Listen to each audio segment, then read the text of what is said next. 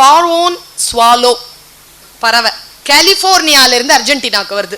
16,600 kilometre பறக்குது. குஞ்சு பொறிச்சு பறவையான உடனே எல்லாரையும் சேர்ந்து மறுபடியும் அர்ஜென்டினாவுக்கு பறக்குதுங்க.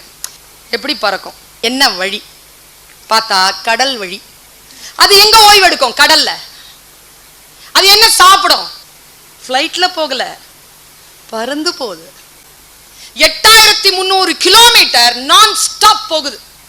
எங்க ஸ்டாப் பண்ணோம் அப்படின்னு பார்த்தா அது என்ன பண்ணும்னா, பறக்கும் போதே என்ன பண்ணுமா, ஒரு சின்ன குச்சி இருக்குல்ல, அதை எடுத்து வாயில பிடிச்சுக்குமா. எல்லாம் முன்னால பறக்கிற தாய் பறவை இருக்குல்ல, அது ஒரு இண்டிகேஷன் பண்ண உடனே எல்லாரும் என்ன பண்ணுவாங்க, மீன் வாடை பார்த்த உடனே எல்லாரும் தாழ பறந்து அந்த குச்சியை போட்டுருங்களாம். அந்த குச்சியில உட்காந்துக்குமாங்க. உட்காந்துக்கிட்டு ஓய்வு எடுத்துட்டு வர மீனை சாப்பிட்டுட்டு மறுபடியும் பறந்து குச்சி எடுத்துட்டு பறந்துருமா.